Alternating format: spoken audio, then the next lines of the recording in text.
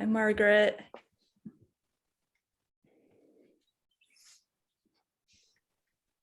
Yeah, Sonia and I are going to co-present a conference in Belgrade in May. So that's another thing we're doing. Well, it is 8 o'clock. Let's get started. So welcome everybody to this session A of Jenny Lemper's presentation, Central Europe, Serbia, Giving Voice and Choice to Students. This session is being recorded for our colleagues who could not join us in real time.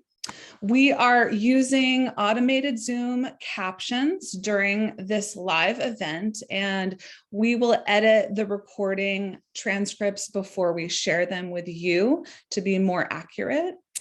At the bottom of the Zoom window, you will see a closed caption button. You will see the live transcript text underneath that button. You can select turn them on or off as you prefer. Please pose your questions using the chat function that will be moderating, and you can discuss with your panelist. Towards the end of the hour, we will share how you can continue the conversation online, and we will share some additional resources to support your teaching. Now, I'd like to hand the microphone over to our amazing presenter, Jennifer Lemper. Welcome. Hi, everyone. So today, my name is Jenny Lemper, and as you see, our great moderator is Emma Donnelly. Actually, we both teach ESOL at Peralta for around 8 years now, right, Emma? Yeah, yes. and we both joined the Peralta Equity Committee together in summer of 2021 as well. And for me, building equity into courses is an ongoing process of revision, which takes creativity and openness to students' feedback on how I can make my courses better. Building equity can sometimes feel overwhelming, for me at least, because there's the 8 criterion on the online equity rubric. And then I also refer to the 28 criterion in the online course design rubric, which also helps support equity. In this workshop, we are going to talk about 2 simple ways to build equity in our courses, which is giving voice in our courses to students and giving choice to students. And we will look at 3 examples I use in my Canvas courses in terms of voice and choice, and determine which equity criterion they could be addressing. After that, you will have the opportunity to think about your own courses and how you might revise them to further add more student voice and choice. So I'm going to start sharing some slides. And kind of already did the first slide.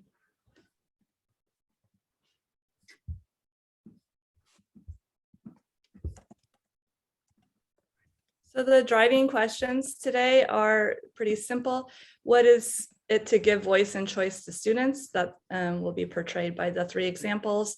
How does it align with the equity rubric? And what ways do you give voice and choice to students? And how might you add more to your courses? And the first example is about voice. And I use it as students' first serious sample of writing for ESOL Reading and Writing 3, which is a course moving from paragraph to essays. And you can see here, this is the like how the module looks in order. You can see how the assignments are scaffolded from receptive skills to productive skills. And in this assignment, students read the author's note for the novel they will read, which includes a paragraph about the meaning of the author's name. And after that, I'm the first one to post my own paragraph about the meaning of my name to the discussion. Then students post theirs and respond to each other's paragraphs. So please take a few minutes to read and respond to some sample student paragraphs in the Padlet, or respond to a section called Your Assignment Reflections on the right in the Padlet. And the link is posted in the chat. And you can also use that code thing. Very cool QR code from your phone. You can just turn on the camera, put the camera next to over the QR code from your computer, and it will open the link. So I'll give you around 5 minutes to look at this and respond. If you have extra time, you can add your own paragraph meaning of your name to the Padlet as well.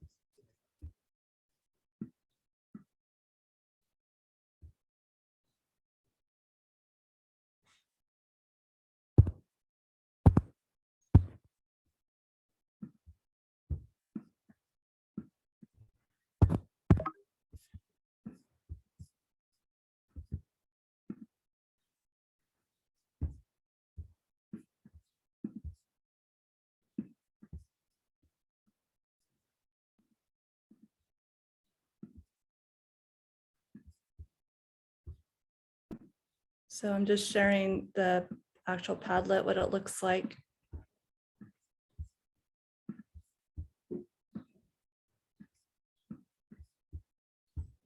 Emma, do you want to share the link again for the person? I think someone just arrived and they may not be able to see the link.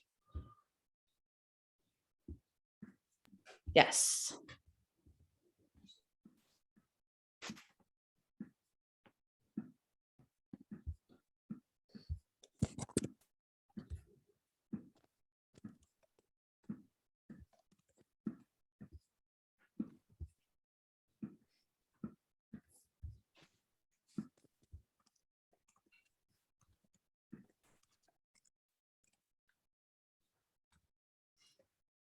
So if you just arrived, we are just looking at student example paragraphs of the meaning of their name as an example of giving voice to students in our classes.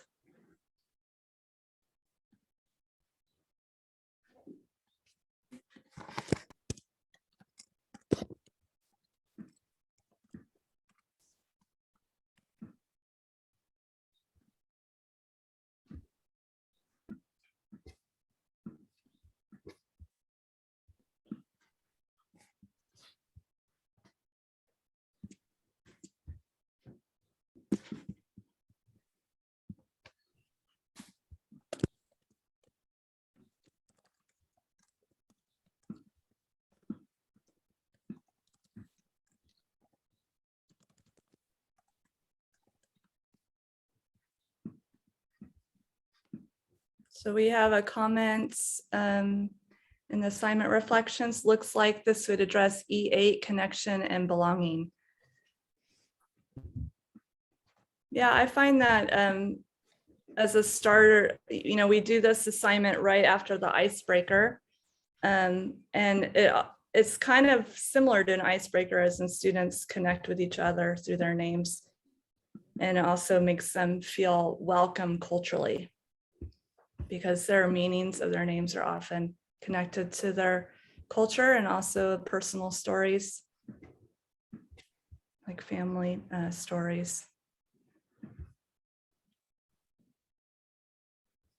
Okay, just a few, like 1 more minute. Mm-hmm.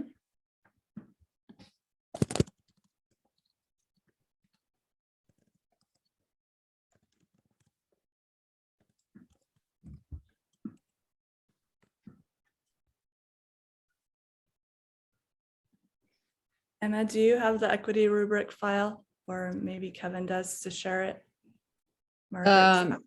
Yes, I believe I do. Yes, let me open it up, and I have it downloaded, so I will just attach it. 1 moment.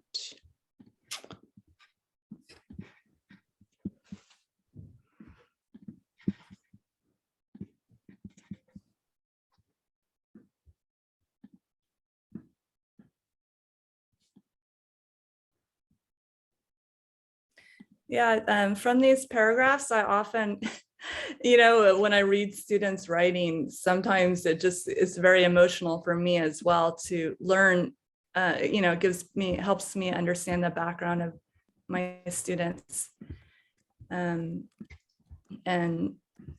you know, welcome them for their names, because as immigrants, oftentimes they feel like their names aren't accepted in American culture. And so this also gives them the opportunity to, one, connect to their own names, think about their names, and also build a community in a way based on their names. So I'm going to move on to the next thing. The example 2. Let me just get my slides up again. Okay, I will post that now, and I'm going to post the online equity rubric as well. I found the link here. Okay.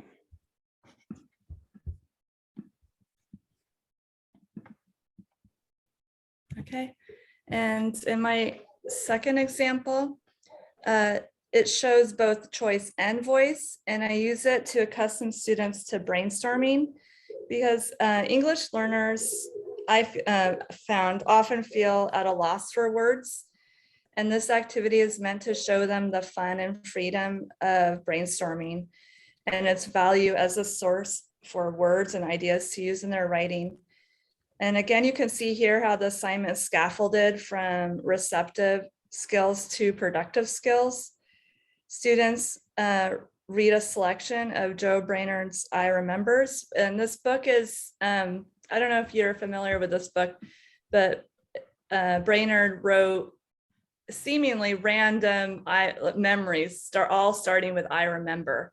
And so I chose a selection of like 13 of his I remembers, and students select one that they connect with and write about it in a discussion. And then they write their own I remembers in a brainstorming session. Then they select their 3 favorites and write them as a poem. So we're just going to look at a few examples of those as well. Emma, did you share the next link for Yes, this one? Yep, I did. Okay. And similarly, you're just going to read some examples and maybe reflect on what they represent, maybe it's in terms of equity. I'll give you a few minutes for that as well.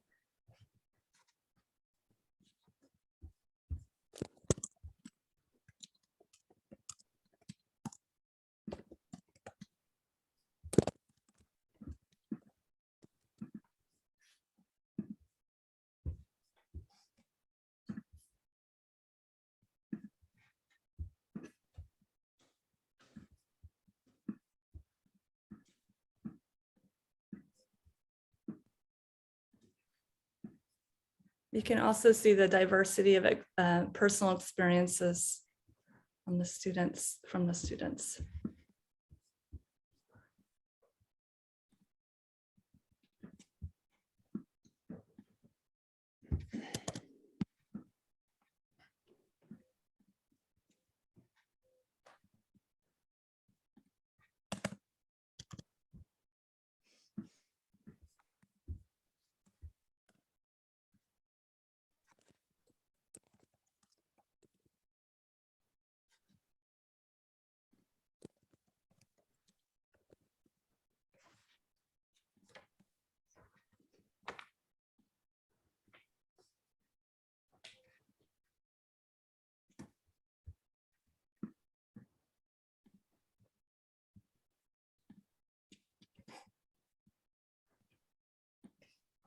And you can remark on the student poems themselves, or comment on them, or respond in your assignment reflections. Questions you could use to think about the assignment is, how does this assignment give choice to students? How does it give them voice? And how do you think it addresses equity? Could you adapt this assignment to fit your class? If so, how would it look?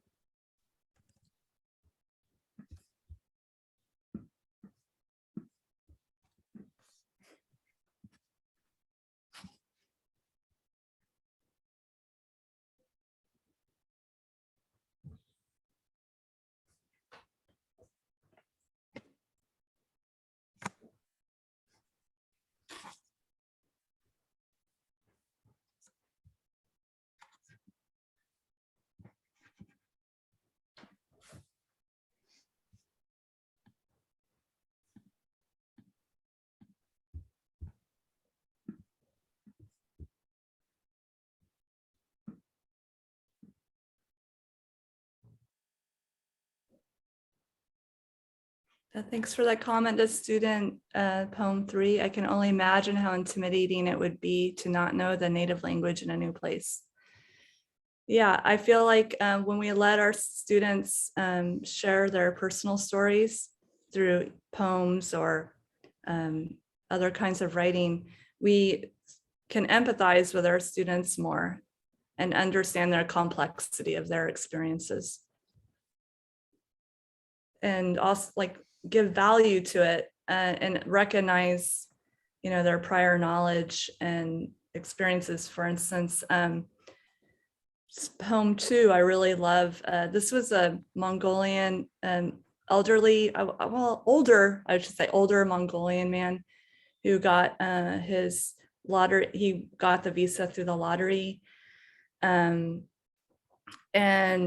he's starting his whole life over in the US after, having a job or being a professional as an engineer in Mongolia. And so acknowledging his experiences, I don't know when he had these experiences, but they're really fascinating. And just to learn all the various variety of experiences of students is great.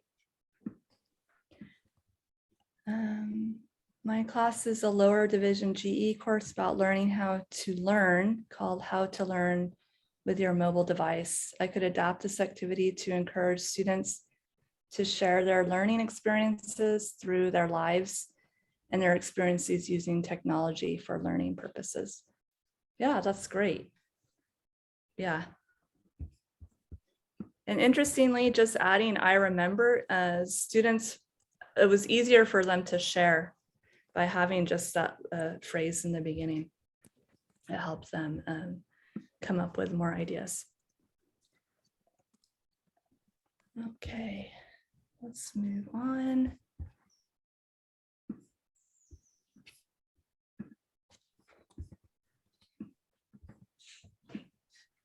So this third example, my last example, I could share forever, quite honestly. It was really hard to select what things to share. But this last one is an example of both giving voice and choice to students. And it's an example from an ESOL conversation class, which is a multi-level class English learning. All the students have all different levels in this class. And they're using interviews and interview questions from StoryCorps, which is an organization that helps record and archive American family and friend interviews in the Library of Congress. And so after listening and responding to a StoryCorps interview of their choice, I give them a large selection to choose from and they respond to it. Students prepare and conduct their own family or friend interview using, again, choices of, so StoryCorps provides a bunch of interview questions that you can use in a family or friend interview. So the students will choose which questions they want to use, and they even add their own questions as well into their selection. Then they, after conducting their interview and recording it and submitting it to Canvas, they listen and respond to each other's interviews in a discussion.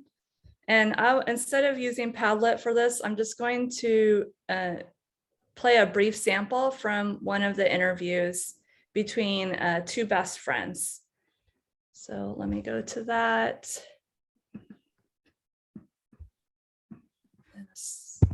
Moving between slides and Canvas.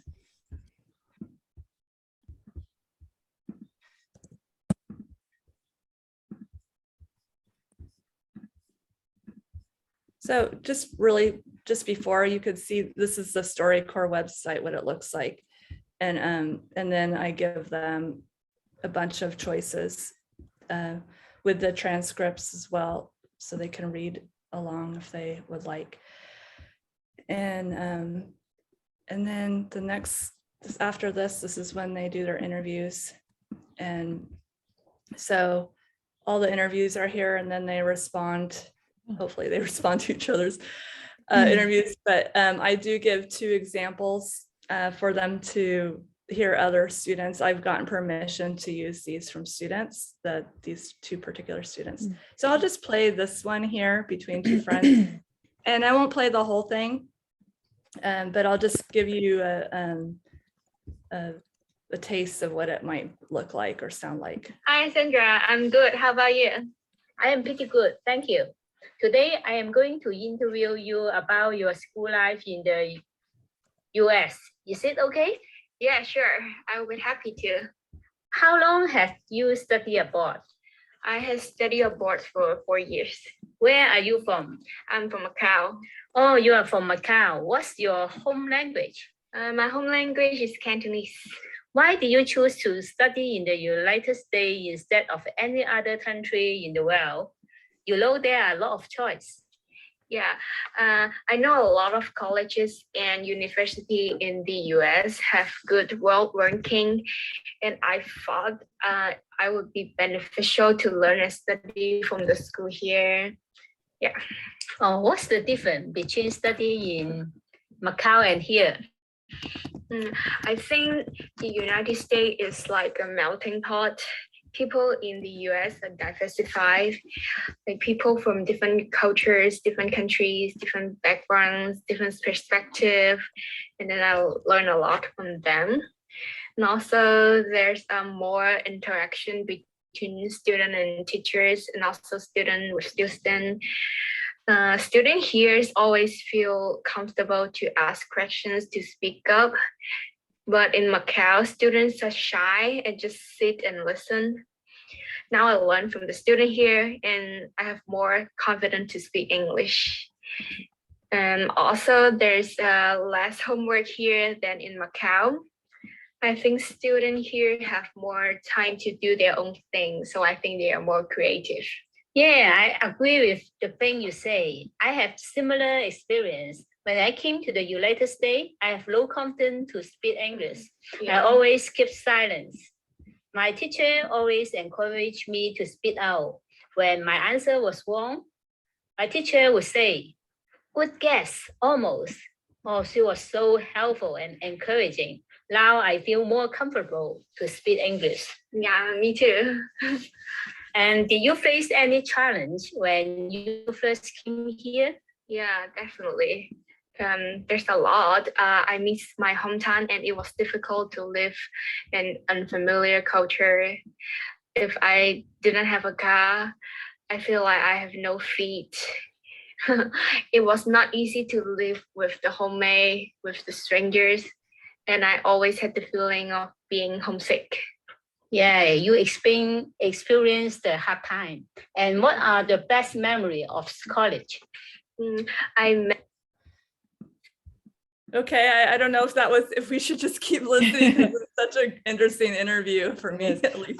Jenny, real quick, the link to the 3rd example did not open. What should I do? Skip it? I put it in there. You mean great. the I Remember poem? Yeah, whatever it redirect the link that you gave me earlier just links to the Peralta website. So is example 3 the most recent link that you posted with I Remember?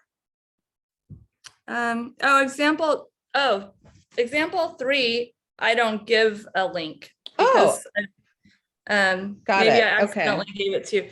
So the last Padlet was I Remember. So I Remember didn't work. I added that link, and maybe it does or doesn't work, the link that I shared. Okay. I can share it again. Thank you. To everyone. So Caleb, I don't know if you use this. Okay, the second one did. Okay, great.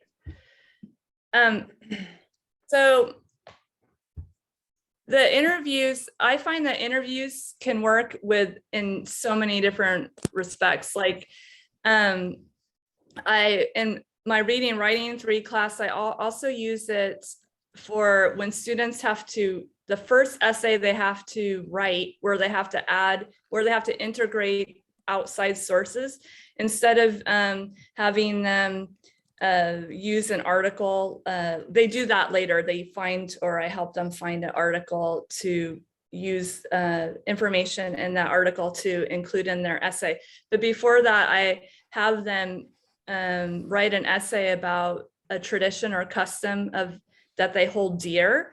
And then as part of that essay, they interview an expert from their culture. So they select their expert, and that would be a family or friend. And they use something from the interview as a supporting idea in their essay, learning how to, integrate that source appropriately with direct or indirect quotes. So that's another way you might think about using interviews. And just last night I was reading an article from Edutopia, which I can share later. A science class uses interviews between parents or family members and the child, the student who's this is for like elementary school, and about different scientific topics like squirrels. What's your relationship with squirrels? What are your experiences with squirrels? And then they bring those interview results to the class and incorporate them in their classes and their topic. And this acknowledges one, where the students come from, their outside connections from school, their family life, and also their prior knowledge or their family's prior knowledge.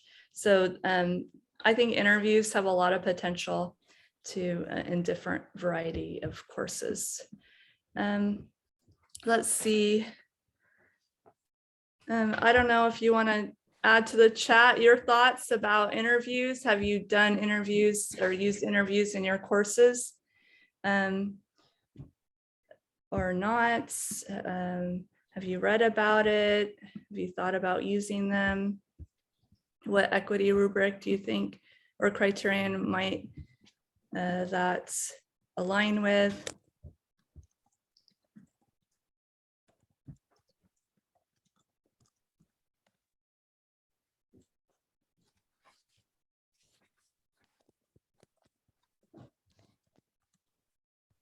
And then we're just going to see where we are in our time. We are at 8:28. Oh, all right. So we're at 17 behind. minutes. Yeah, We're really a little good time. Oh no, I'm behind the schedule. Oh, you're behind. Oh, okay. Yeah, So, we have 15 minutes left. You're like, 16. It's good, and I'm saying it's not good. All right, let me move on quickly here. Yes. We have a couple people in the chat. Just really quick. Brianne says that she likes the idea of using interviews, but she teaches 1 credit courses, and she has to focus on assignments that are required within the course. So yeah, I think it is challenging for sure if you're teaching a course that has very strict curriculum or very short time. Jenny, what do you recommend when you have to teach certain SLOs or you have certain requirements in a short amount of time? How can you infuse the interview lesson within that? I'll have to think about that. And oftentimes, I don't know about you guys, but my most important creative ideas for assignments come right when I wake up in the morning. It's like this big explosion of ideas. So maybe I'll sleep on that tonight and write it in the shared Padlet later. Nice. Yeah, so that's what I'll do. Anyway, so we're going to put you guys in breakout rooms and discuss with each other how these 3 examples fit with the equity rubric. What criteria connects to giving voice and what criteria connects to giving choice in terms of the equity rubric. So Emma, okay. Emily, you have a new name. Okay, it happens all the time. Can you share the Google? I'm gonna call you Jenny. Okay. Jenny, yes. I like how many people do you want in a room? Maybe 4. 4 people. You Sounds got good. it. Yep, you got it. I'm going to do 10 rooms. Okay. And then for the questions, is there a specific link that I can send to the breakout rooms? In the Google survey, it'll Yep. be you're just going to check mark which equity criteria you think align with these 3 examples of giving choice and voice, and then we're going to evaluate that. Okay, wonderful. Okay, I'm creating the rooms. Here we go.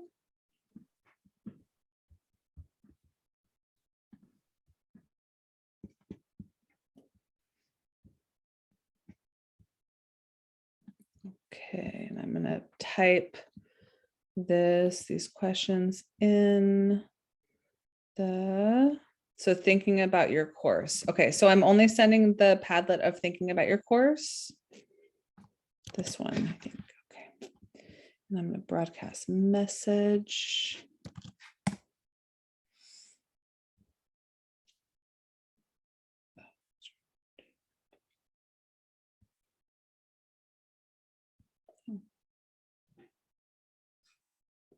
This is weird.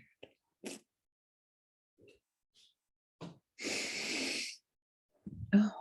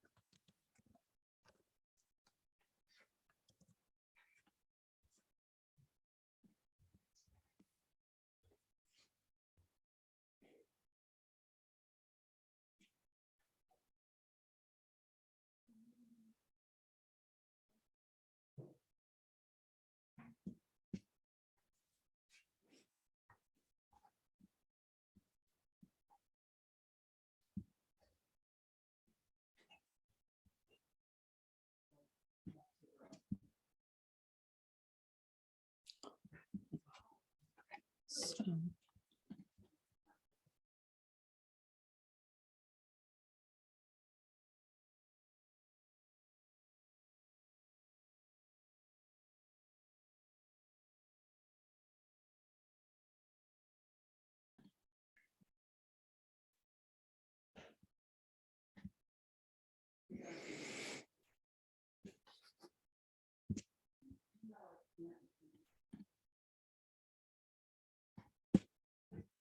Hi, Nate. One moment. I'm going to put you in a breakout room right now. Yeah, you had, and I left the room because everybody else was leaving the room. Why? Oh, okay. All right. Let me check in with Jenny right now. Okay. Douglas. Okay. Move to. Where did Jenny go?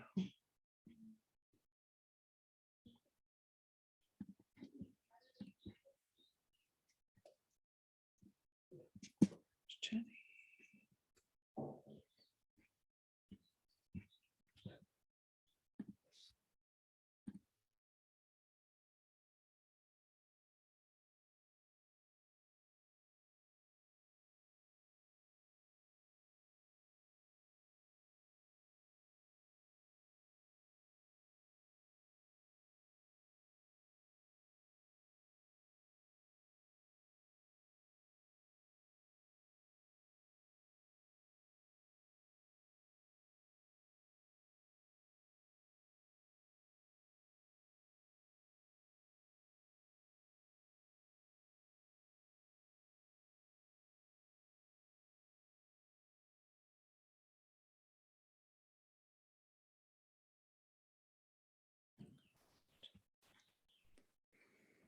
All right. Hi, everybody. I'm just closing out the breakout rooms right now. So one moment.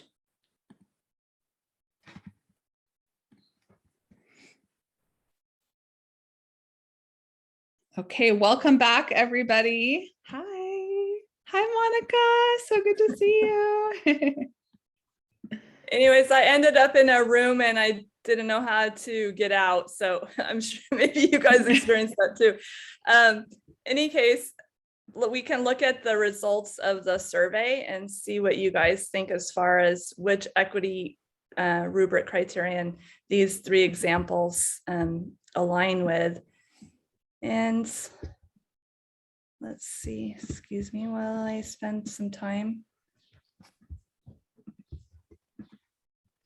Okay, so this was I hope everyone was able to open the survey and make some check marks on which criterion they thought fit. And let's look at the responses. Waiting for responses.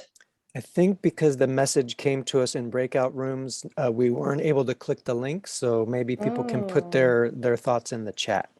Okay. Oh, I see. So there's a technology issue. Okay. So interesting. So the links don't. Okay, we'll talk about that later. I will just put this in the chat right now. But I know our small group came up with E1, that the technology was used to increase a sense of equity through the technology by using the technology in ways that promoted equity. E4, the diversity and inclusion, where people felt they could share things about themselves, their background, their identity. E7 was the course activities helped them make greater connections to the course concepts.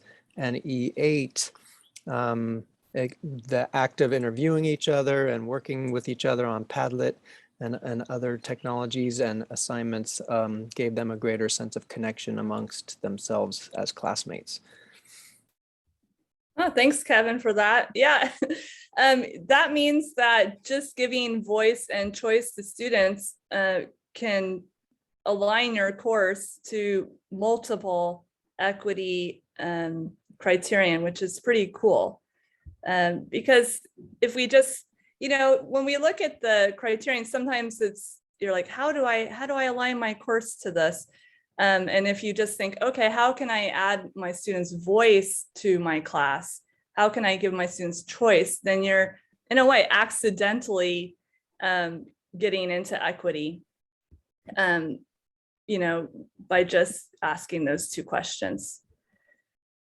And so now we're going to just talk with each other in a Padlet and in the breakout room. Maybe breakout rooms is not the best idea because I lose kind of control of the session because and we have 5 minutes left. Okay, so instead of going into breakout rooms to share how you might add more voice and choice to your classes or how you already do it and share with us how you do that. We're going to just use our last Padlet for today.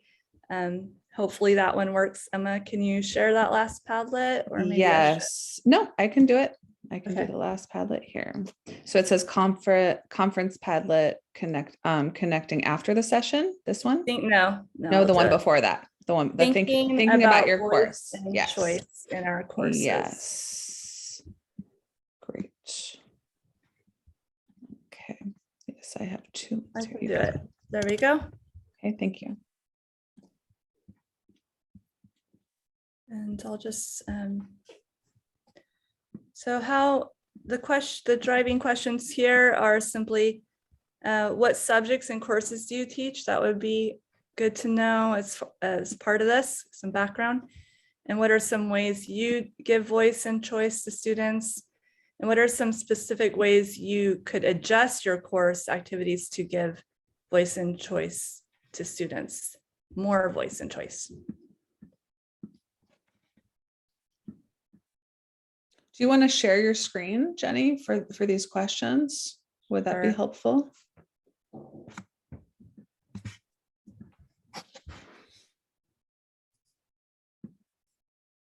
So the Padlet just looks like this, and the questions are at the top. Then you just would click on that plus button in the bottom right corner to add to the Padlet.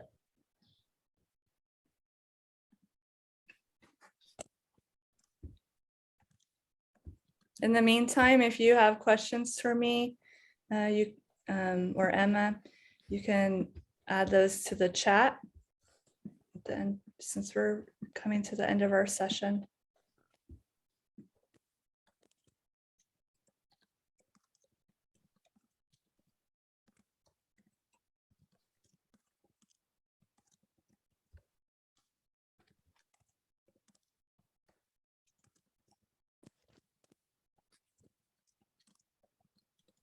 Great. I like that idea of giving multiple topics to select from. That's something I learned through the, what is it called? @ONE, when I took their courses. And I thought, oh, that's such a good idea.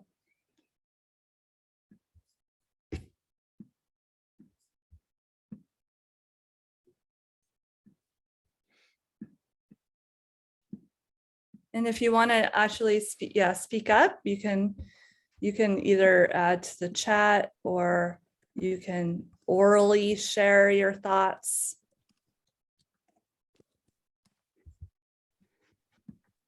As Emma suggested, raising your hand.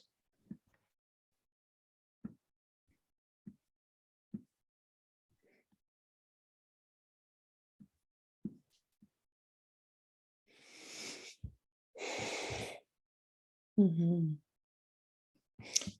Yeah, I find students are very interested in personal stories, whether it has to do with us as their instructor or other people's lives within the class. I think it's very powerful.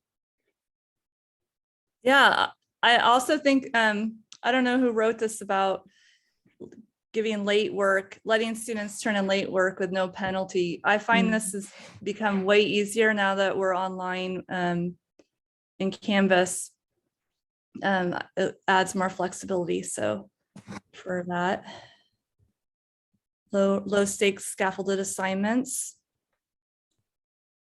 Glenn says that he teaches science courses and his school has a universal orientation module that includes an introductory forum, and students are invited to share their stories and get to know each other that way. Very cool. And Sandra writes, I once asked my students to suggest the topics we will be discussing in our speaking class, and they came up with their own topics for the whole session. That's very cool. Awesome, Giving students Sonia. autonomy. Nice. And then Glenn says, I want to see a copy of that. Yes. Sonia, please post a copy of that. That's awesome. Yeah. Hopefully we will continue this conversation in the online equity conference Padlet that they provided for us. Yes. And we have 1 more minute left. So I am going to post in the chat. Please feel free to ask Jenny any more questions. Raise your hand orally. That would be really great. Unmute yourself. I'm going to post our Peralta online equity links. We have many links. So please check us out online in various ways. There they are.